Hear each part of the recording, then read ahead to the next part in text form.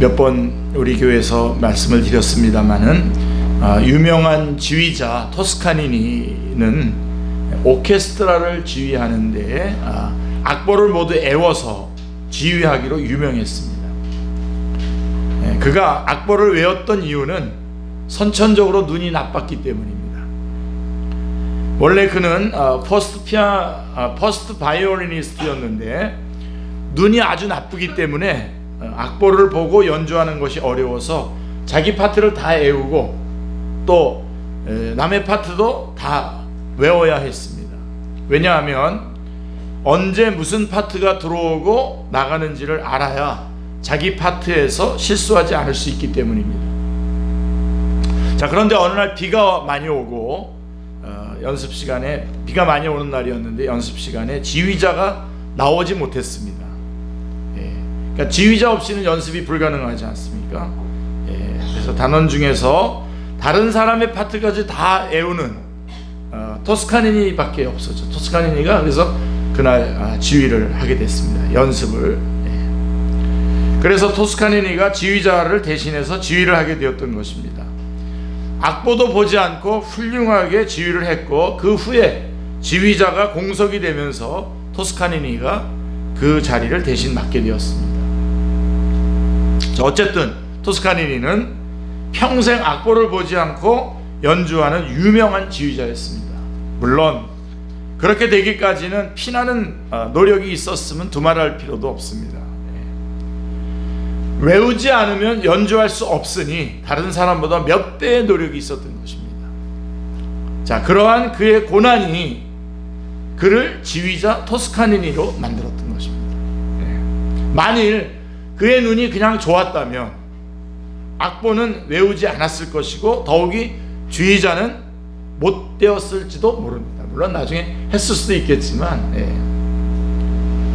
그렇습니다. 여러분, 고난이란 이렇게 중요한 것입니다. 고난을 여러분 잘 째려보시고 고난에서 오늘 주시는 말씀 잘 붙잡으셔야 돼요. 고난은 주님의 능력이 역사하는 입구요 통로입니다. 아멘. 벌써부터 여기서 아멘 하시고 들어오시면 그냥 큰 은혜 받을 줄로 믿습니다. 고난은 주님의 능력이 역사하는 입구요 통로입니다. 고난에는 하나님의 역사가, 하나님의 일하심이 내재되어 있습니다. 고난 안에는 그 고난을 통해서 이루고자 하시는 하나님의 일이 들어 있습니다. 그러니까 고난에는 사명이 있다는 것입니다. 그래서 우리가 고난을 당할 때에 그 고난을 내가 축복으로, 그 축복을 사명으로 이렇게 연결해 가도록, 그래서 우리에게 고난이 주어지는 겁니다. 오늘 본문에는 아주 중요한 질문이 있고 또 중요한 대답이 있습니다. 자, 태어나면서부터 맹인된 사람을 놓고 제자들은 그가 맹인된 이유가 누구의 죄 때문인가를 묻고 있습니다. 그게 2절 말씀인데요, 이것은 율법에 근거한 도덕적인 질문입니다. 저는 평생 이 싸움 목회하면서 이 질문을 질문 못하도록 파괴할 뿐만 아니라 질문이 됐을 때도 바르게 대답하려고 하는 것에 목숨을 걸고 있습니다. 자, 이 질문에 대해서 예수님은 신학적으로 율법적인 질문을 했는데 예수님께서는 신학적인 대답을 하셨습니다. 3절 말씀을 보시면, 자, 3절 말씀, 예수께서 대답하시되 이 사람이나 그 부모의 죄로 인한 것이 아니라 그에게서 하나님이 하시는 일을 나타내고자 하심이라. 꼭 붙잡으시길 바랍니다. 이 3절 말씀, 쉬운 성경은 이렇게 되어 있어요. 뒷부분에만 보면 하나님의 일을 그 사람의 생애를 통해서 나타내기 위해서이다. 그 사람의 생애를 통해서 하나님의 일을 나타내기 위해서이다. 고난이라는 건 그런 겁니다. 만약 제자들의 신앙이 좀 좋아서 좀 깊었더라면 이 사람이 맹인으로 태어난 것이 하나님께는 어떤 뜻이 있습니까? 라고 이렇게 물을 수 있었으면 얼마나 좋았겠습니까? 그랬을 텐데, 믿음이 좀 좋았으면요. 그렇게 하지 못했습니다. 안타깝죠. 우리도 이렇게 막 푹 들어와서 막 푹 질문하시는 분들 많아요. 제자들은 율법적인 시각으로 맹인을 바라보았습니다. 그래서 그가 맹인으로 태어난 것은 죄의 결과라고 생각을 했어요. 인간이 당하는 고난은 모두가 죄 때문이라고 생각한 것입니다. 이게 율법주의입니다, 여러분. 그러므로 의롭게 사는 자에게는 모든 것이 형통하고 하나님의 복이 그에게 함께한다고 믿었습니다. 자, 우리 안에도 은근히 이런 율법적인 시각이 있음을 보게 됩니다. 신앙도 좋고 하나님의 일도 열심히 하는데 아주 어려움을 당하는 성도들이 있습니다. 자주 어려움을 당하는 성도들이 있어요. 그러면 꼭 뒤에서 그 사람이 뭔가 숨기고 있는 죄가 있다고 말하는 사람들이 있어요. 우리는 모르지만 그가 하나님 앞에 뭔가 우리들 앞에 숨기고 있는 뭔가 죄가 있다라고 이렇게 말을 하는 거죠. 이런 사람들은 정말 못 말입니다. 이단 옆차기로 날려버려야 됩니다. 여러분, 이건 율법주의입니다. 율법주의. 이런 말과 생각은 정말 위험한 것이 아닐 수가 없습니다. 오늘 말씀이 바로 그거를 우리에게 풀어주는 겁니다. 예수님은 율법적으로 묻는 제자들에게 신학적으로 대답하셨어요. 이제 우리 축제교회 성도님들은 신학적이란 말 정도는 이제 아시겠죠. 하나님의 시선으로 보고 또 하나님의 마음으로 생각하고 하나님의 주권으로 결정하는 것, 이게 신학적인 거죠. 아유, 더 어려워졌습니다. 그죠?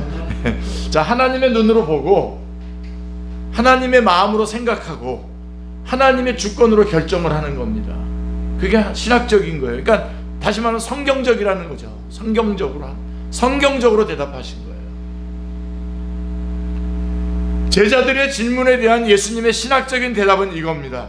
이 사람에게 고난이 닥친 것은 이 사람이나 이 사람의 부모가 죄를 지어서가 아니라 이 사람이 당하는 고난 속에 하나님의 일이 있고 그것을 나타내려고 하시는 하나님의 뜻이 있기 때문이다 라고 하는 것입니다.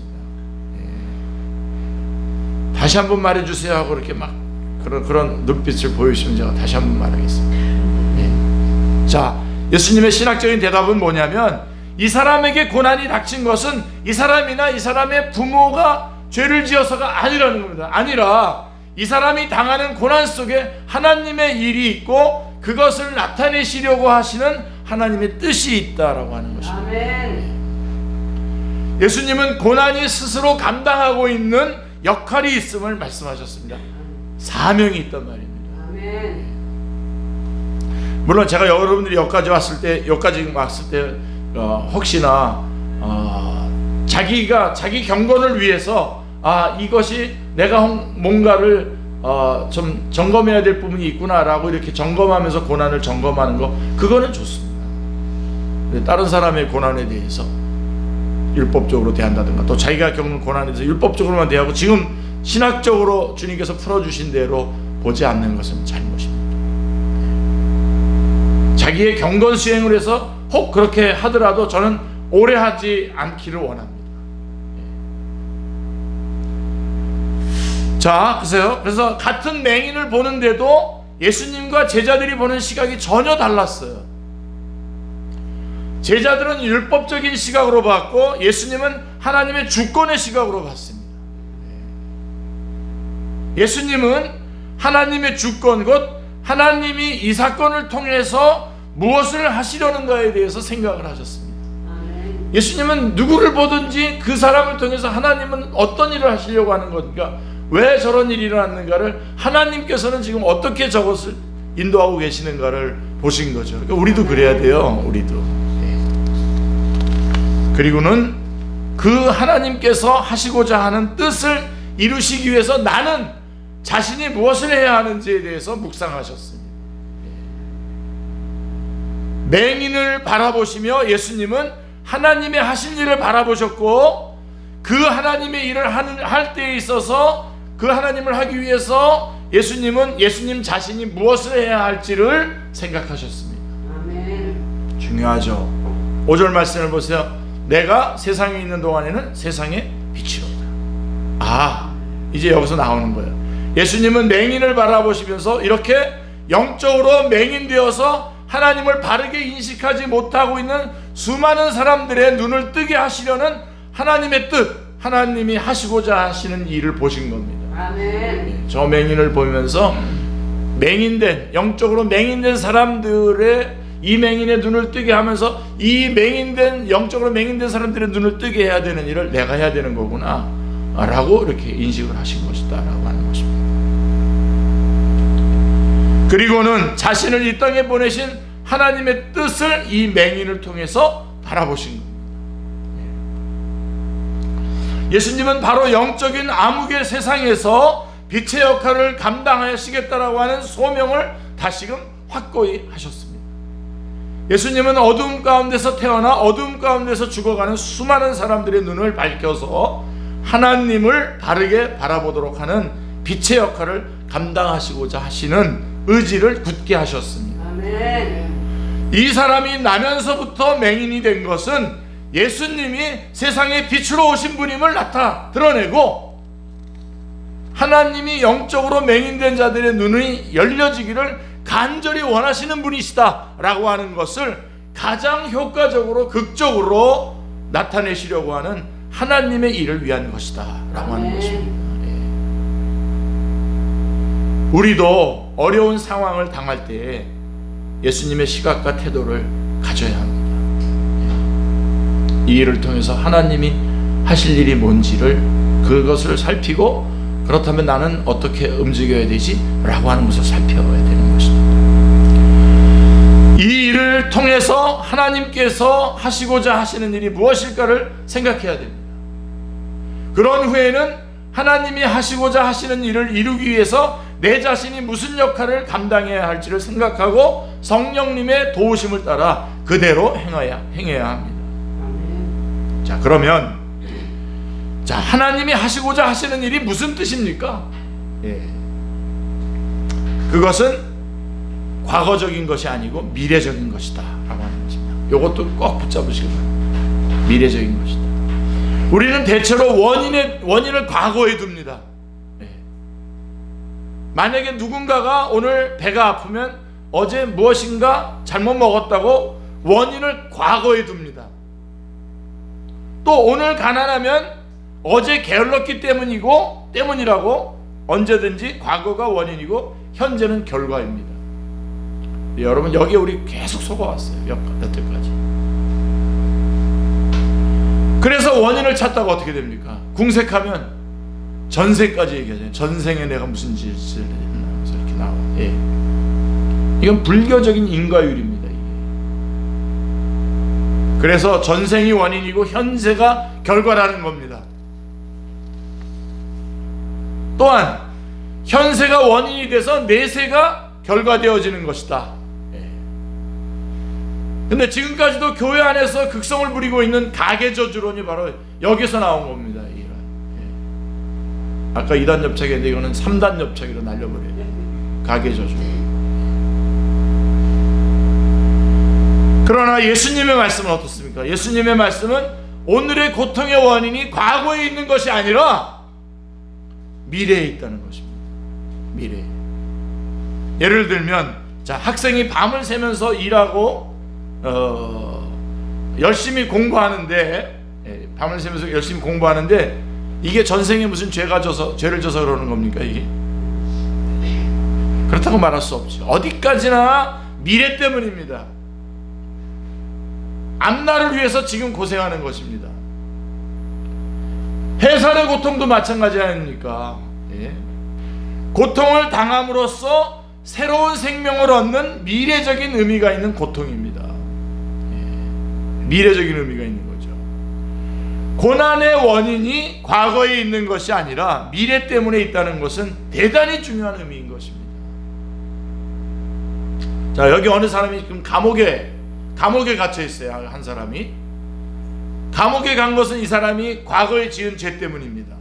감옥에 간 것은. 그러나 여러분, 감옥에 가서 그런 감옥에 간 그 사실로 인해서 앞으로의 생활 자세에 변화가 오고 훌륭한 사람이 된다면 이 사람이 감옥에 간 것이 과거 때문입니까? 미래 때문입니까? 이렇게 되면, 예? 감옥의 고난은 과거적인 것이 아니라 미래적인 것이다. 그렇죠. 예. 그겁니다. 그래서 여러분, 저는 그래서 어떤 문제가 생겼을 때 원인을 찾는데 너무 시간을 보내는 걸 저는 반대합니다. 이걸 가지고 앞으로 어떻게 될까를 찾는 게 중요하죠. 그래서 오늘 본문의 맹인은 태어나면서부터 어두운 가운데 살았지만 이제 예수님을 만남으로 하나님이 하시고자 하시는 미래적인 사역을 이루는 일에 참여하게 된 것입니다. 정말 놀라운 이야기입니다. 우리가 겪고 있는 고난은 과거가 원인이 돼서 저주받은 것이 아니라 미래가 원인이 되어 주어진 복된 사건임을 잊지 마시기를 주님의 이름으로 축원합니다. 아멘. 꼭 붙잡으십시오. 자, 조금만 깊이 좀 더 들어가 보겠습니다. 조금만 깊이 살펴본다면 사람들은 맞냐 틀리냐에, 옳으냐 그르냐에 집중하지만 모든 것을 판단하실 수 있는, 옳은지 아닌지를 판단하실 수 있는 주님은 그렇게 하지 않으셨어요. 주님은 이런 일들을 개입하지 않으셨어요. 오히려 예수님은 이 사람을 주목해서 보면서 하나님이 하신 일을 생각했어요. 맞냐 틀리냐에 막 들어간 것이 아니라 아까 말씀드린 거랑 같은 역할이에요. 같은 내용이에요. 과거에서 뭐 원인을 찾고 그래서 막 그런 거기에다가 시간 보내는 게 아니라 맞냐 틀리냐가 아니라 우리 주님은 이 사람을 보면서 하나님이 하실 일을 본 겁니다. 하나님이 이 사람을 통해서 하실 일을 본 거죠. 그리고 그를 율법이 아닌 사랑으로 대했습니다. 율법으로 대하지 않았습니다. 사랑으로 대했습니다. 예수님은 그를 하나님의 영광을 이루어드릴 귀한 존재로 대하셨습니다. 귀한 존재로 영광, 이제 이 사람을 통해서 영광이 하나님께 돌아갈 것을 생각하고 이 사람을 귀중하게 여기셨어요. 이것이 그리스도인이 사람을 대하는 기본입니다.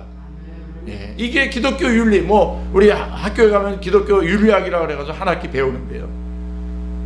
기독교 윤리의 궁극적인 모습입니다. 다른 사람을 사랑으로, 하나님의 영광을 드러낼 뿐으로 사랑으로 대하는 거죠. 귀중하게 대하는. 그게 기독교입니다.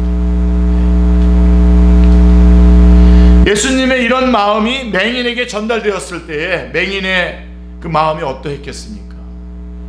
제자들은 누구의 제자냐고 막 이렇게 물어보는데 얼마나 가슴이 무너졌겠습니까? 지금 이렇게 못 보는 것도 안타까운데 이렇게 막 이런 이야기들을 매번 들으면서 살아야 된다는 게 얼마나 괴로운데, 주님은 그게 아니라 이 사람의 죄도 아니고 이 사람의 부모의 죄도 아니고 이 사람을 통해서 하나님의 영광을 드러낼 일이 있기 때문이다 라고 하면서 소중하게 여기고 사랑으로 대하시는 그 주님의 마음이 그 맹인에게 전달되었을 때 제가 볼 때는 이미 그때 눈이 떠지고 몸 안에 있는 모든 병은 다 녹아내려 없어지는 건데 그 마음이 전달돼서 받아들일 때 아멘. 그걸로 아주 진국으로 받아들이시는 사람이 그리스도인이에요. 아멘. 주님은 지금 우리를 그렇게 진국으로 그렇게 사랑하시는데 나는 그렇게 안 받아들이고 세상 사람들이 말하는 율법적인 시각으로 주님도 나를 볼 거라고 생각하고 스스로 낭망하는 겁니다. 그게 얼마나 안타까운 일입니까?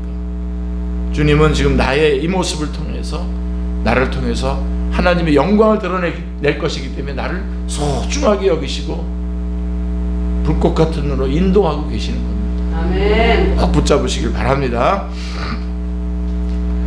그래서 예수님은 그 사람을 주목해 보시면서 주님 하나님의 하실 일을 생각했고요. 그리고 그를 율법이 아닌 사랑으로 대했고, 예수님은 그를 하나님의 영광을 이루어드릴 귀중한 존재로 대하셨습니다. 이것이 그리스도인이 사람을 대하는 기본이고 기독교 윤리 궁극적인 모습입니다.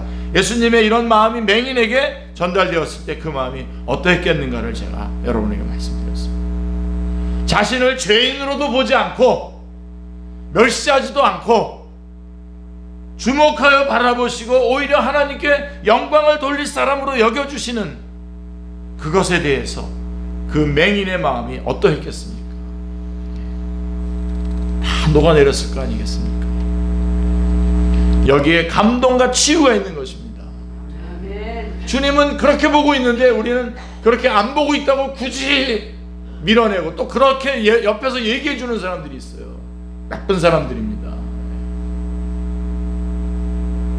그래서 이런 감동, 이런 주님의 행하신 일, 주님이 나를 바라보시는 그것으로 내가 감동을 받고, 감동받았을 때 우리는 예배하게 되고, 예배하게 되면 어떻게 됩니까? 치유의 역사들과 그런 또 마음의 그런 평안의 역사들이 있겠고, 그래서 주님께 대한 깊은 헌신의 자리로 나가는 거 아니겠습니까? 자, 로마서 8장 35절 말씀을 보십시오. 누가 우리를 그리스도의 사랑에서 끊으리요? 환난이나 곤고나 박해나 기근이나 적신이나 위험이나 칼이랴. 사도 바울이 로마서 8장 35절에서 열거하고 있는 이 고난의 목록들이 어디와 연결되는 문맥인지 아십니까? 로마서 8장 18절 말씀과 연결이 되는 말씀입니다. 생각한데 현재의 고난이라고 말합니다. 현재의 고난. 그래서 현재의 고난이라고 한 로마서 8장 18절과 결부되는 문맥입니다. 그리고 뭐라고 얘기하냐면 8장 37절에 우리가 넉넉히 이기느니라 라고 말씀하고 있는데, 무엇에 대해서 넉넉히 이긴다는 것입니까? 환난, 곤고, 박해, 기근, 적신, 위험, 칼, 이런 것들이 닥쳐와도 넉넉히 이긴다는 것입니다. 아멘. 이 점에서 우리를 부끄럽게 하는 것은 사도 바울이 열거하고 있는 고난의 종목들을 유의해서 보면 일상적인 삶 가운데서 일어나는 일들이 아니라는 점입니다. 이 부분에 대해서는 우리 잠깐 여러분 좀 부끄러워해야 됩니다. 다시 말하면 오늘날 우리들이 말하는 고난과는 성질이 다른, 모두가 그리스도인이라는 것 때문에 당하는 핍박들이요, 더 나아가 예수 그리스도를 증거하다가 당하게 되는 박해들이라는 점입니다. 그리고 이런 고난들은 사도 바울 자신이 고린도후서 11장 23절 이하에서 쭉 수레하고 있는 자신이 몸소 겪었던 혼란들인 것이죠. 그런데 우리들은 자기중심적인 욕심이나 일상에서 일어나고 있는 고난들 때문에 낭망하고 원망하고 불평하고 있으니 얼마나 부끄러운 일입니까?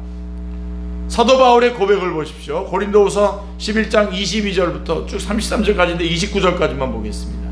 내가 수고를 넘치도록 하고 옥에 갇히기도 더 많이 하고 매도 수없이 맞고 여러 번 죽을 뻔하였으니 유대인들에게 40에 하나 감한 매를 5번 맞았으며 3번 태장으로 맞고 1번 돌로 맞고 3번 파선하고 일주야를 깊은 바다에서 지냈으며 여러 번 여행해서 강의 위험과 강도의 위험과 또 동족의 위험과 이방인의 위험과 시내의 위험과 광야의 위험과 바다의 위험과 거짓 형제 중에 위험을 당하고 또 수고하여 애쓰고 여러 번 자지 못하고 줄이며 목마르고 여러 번 굶고 춥고 헐벗었노라 쭉 나옵니다. 이것은 고사하고 내가 마음속에 그런 고통까지 쭉 뒤에는 다 나열이 되어 있습니다. 우리의 고난의 목록을 바꾸셔야 됩니다. 매추얼리는 이렇게 말했습니다. 고난에 대해서 이렇게 설명을 합니다. 고난받은 성도가 잃은 건 무엇인가? 이 사람아, 그들이 잃은 건 황금이 용광로에서 잃은 것 곧 찌꺼기뿐이다 라고 말씀하고 있습니다. 여러분, 우리 고난당하죠? 주님 앞에, 주님의 용광로에 여러분을 집어넣으시고 찌꺼기들을 다 날려버리시길 바랍니다. 아멘. 고난의 목록을 바꾸시기를 기도합니다. 사명을 가지고 고난에 임하시기를 주님의 이름으로 축원합니다. 기도하겠습니다. 하나님 아버지, 너무나 감사합니다. 오늘도 복된 주일 허락해 주시고 주님 앞에 달려나와 목이 터져라 찬송하고 저희들의 마음을 주님 앞에 아뢰고 기도하고 이 시간에는 주께서 저희들에게 주시는 말씀을 듣게 해주셨사오니 하나님 감사합니다. 우리 자신과 더불어서 누구를 보더라도 그를 소중히 여길 수 있게 해주시옵소서.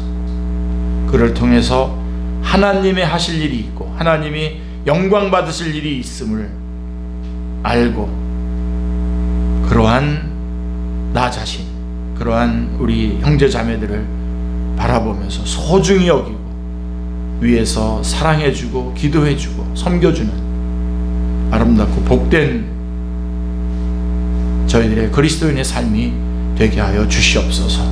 우리 가운데 고난 가운데 있다고 하더라도 주님께서 앞으로 우리들을 통해서 행하실 아름답고 복된 일들이 준비되어 있음을 기억하면서 담대히 넉넉히 이긴다고 약속해 주신 그 약속의 말씀 붙잡고 달려나가는 저희들이 다 되게 하여 주시옵소서. 감사드리오며 주 예수 그리스도의 이름으로 기도드리옵나이다. 아멘.